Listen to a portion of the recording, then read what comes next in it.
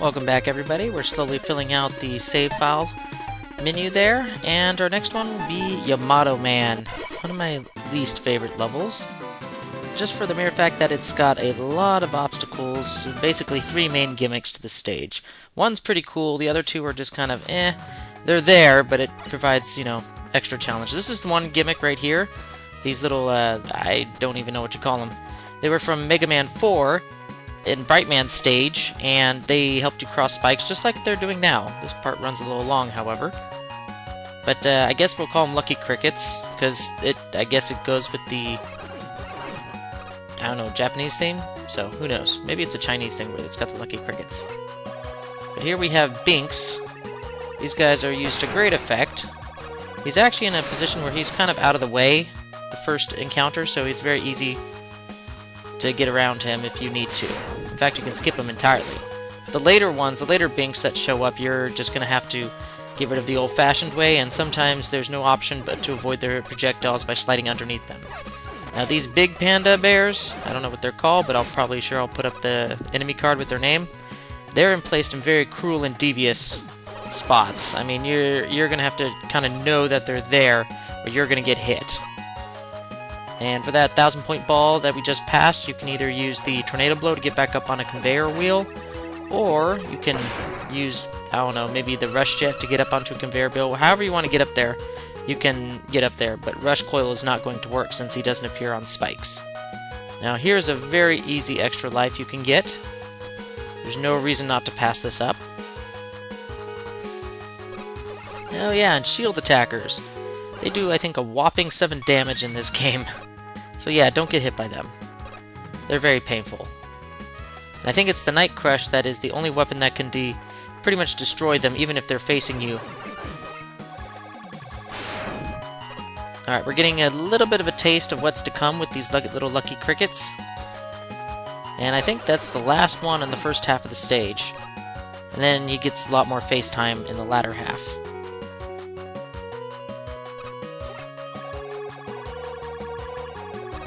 As I was mentioning before, later Binks, other than the first one, you're going to have to start sliding under their projectiles. In this one, you don't know he's there until you're actually on top of him, or if you have some foreknowledge like me. And still didn't help me very much. Now on this drop, you're going to want to hang right. Now obviously you can't get that upgrade without the magma bazooka, but just know that that's the easiest way to get there, is hanging right as soon as you drop down.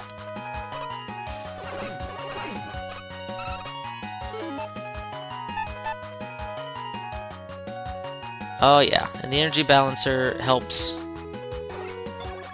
with using half the weapon energy that you would normally use. And this is I think it's Gamanyandu is the mini-boss of the level. He's not too bad. He's actually one of the easier mini-bosses in the game.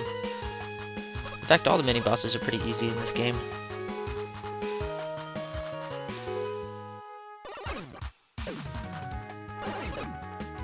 Common thread I see in most of the Yamato Man stage design is that you have to go back and around a couple times on the same screen. Like we're heading right first before we head back to the left, or vice versa. There seems to be a lot of that type of design style for this stage.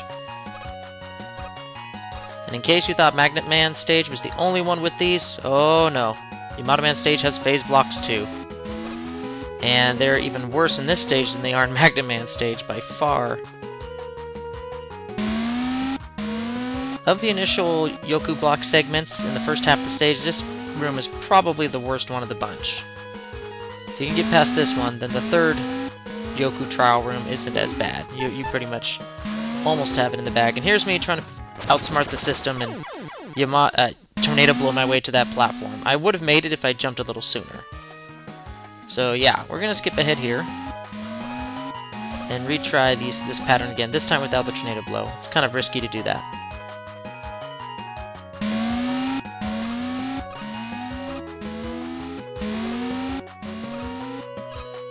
Now, you could make it to the ladder on the first go, but sometimes to be safe, you want to wait to the second pattern. Again, here's that motif of traveling right before traveling back to the left.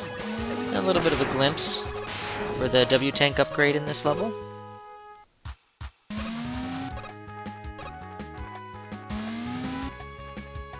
And the third and final Yoku block room for the first half of the stage. It's not too bad, but the first jump after you get onto a Yoku block can be tricky. That jump. Now I guess you could have gone to the right and then jumped left after that next block, but either way works. Okay, I lied. There's one more cricket segment, but it's not really worth mentioning. Okay, so now we're at the permanent midpoint. You get a game over. This is where you start, which is a very good thing because the second half of the stage is even worse than the first. And these big pandas are still placed in awful positions. And this is an interesting eddy room where you can actually skip him entirely if you so chose.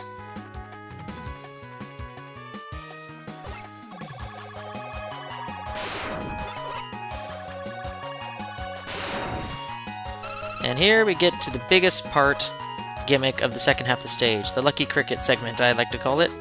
And it's nothing but spikes, jumps, more spikes, ladders, and spikes. So we get a little bit more into the jumping action between crickets here. And now we get into a tricky ladder segment. We'll encounter something like this in Pharaoh Man's stage, but it's nowhere near as hair-raising as this one. So trying this one again. Now if you really wanted to, you could summon Rush Jet to your side here on the longest ladder, and then just Rush Jet over to the left. It's kind of cheesing the way out of it, but it'll be the safest option for people who just can't do the ladder jumps. Now again, with these drops, you want to hang to the right to get these 500 points. And then you get into a nice little conveyor wheel section.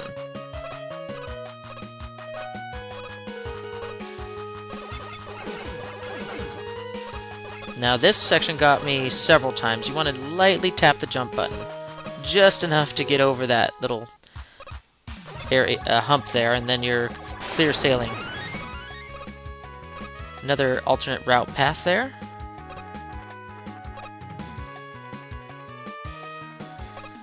One last Yoku block segment. This one you can't really study the pattern, the full pattern anyway. You just kind of have to jump on the first one and kind of memorize it as you go. This one actually requires, I think, a little sliding too. Yep, right here. So definitely more interesting Yoku block patterns in this stage over Magnet Man's stage. Now you want to jump immediately off to the left here, or that Yoku block's going to get you and you're going to hit it with your head and you're going to fall right back down to the spikes. It's not going to be a good day.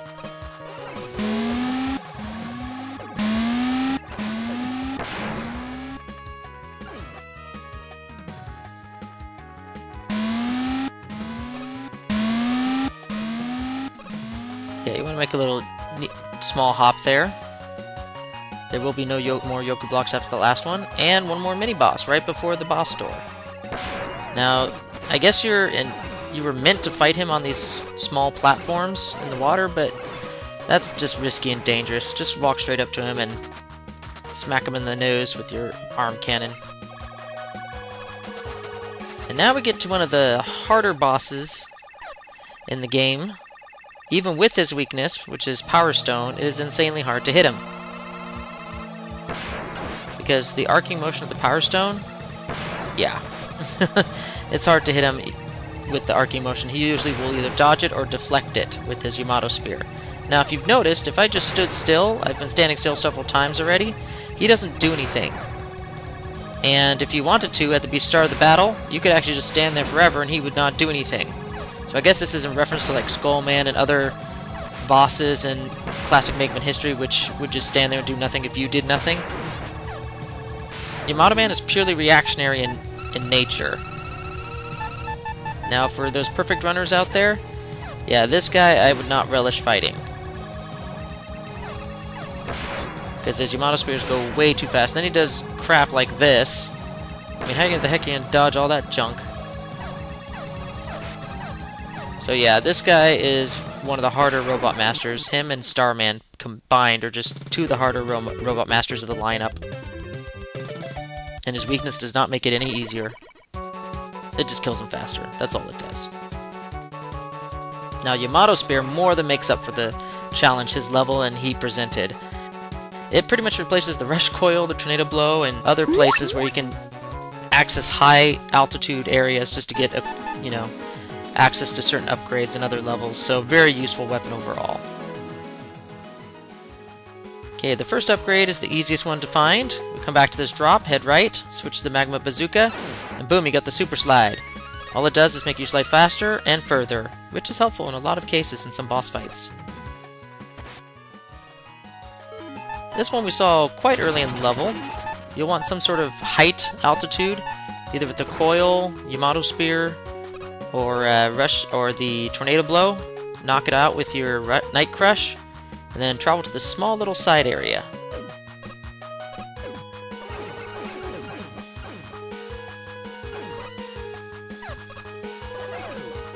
Now you could take the easier upper path and get not much for your efforts, but with Rush Jet, you could try this tricky lower path. And thank goodness I had a Spike Guard at the time. And you get an extra point ball for your troubles.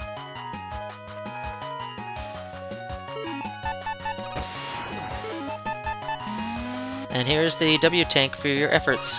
Very simple one to get overall.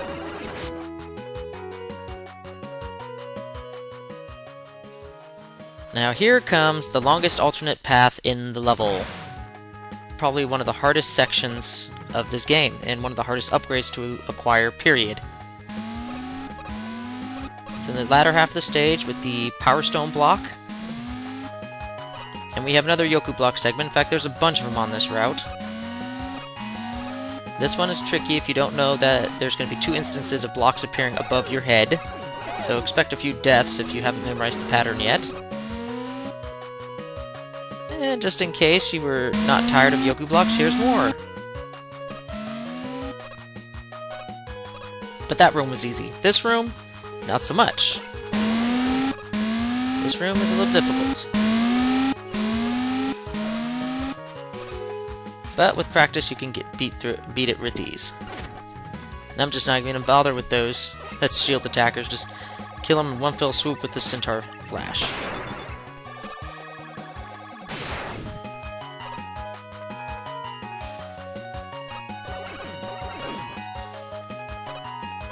Alright, this part will get certain people. Just when you think you've made it through this tough section of conveyor wheels, there's that shield attacker just waiting to knock you into the abyss. So prepare yourself with either a Centaur Flash or other appropriate weapon. And here, I've just come way too far. I'm just going to cheese it with the Rush Jet. It's very tricky, this last area. It's almost not even worth it doing anything without the Rush Jet. And there's your well-earned E-Tank piece. My gosh, that was terrible.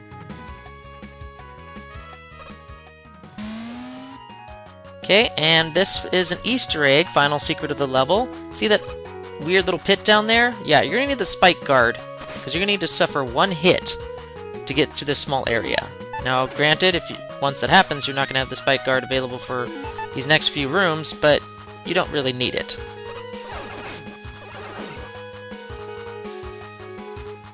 One more Yoku block segment. This one isn't too bad. Don't fall for the first block, just wait for the second one to appear. And then you're going to slide out of it at the end. Now prepare the magnet missile, because you will not have any room to avoid the projectile that this Binks shoots out. And here's an odd case where you're actually going to need the Rush Marine to get through this section. There's no other way around it. So I hope you got it from Starman stage before coming here. And what does this all get you? Oh, look at that. It's Mega Man 0 from the Mega Man 0 series. And that is the Easter egg for this level. And funny thing, you're going to have to beat Yamato Man before coming back to his level and finding Zero here and killing him with the Yamato Spear. Go figure. But yeah, that was a very tough Easter egg to find. And that's all the secrets for Yamato Man stage. Back to some more Yoku blocks. Hooray.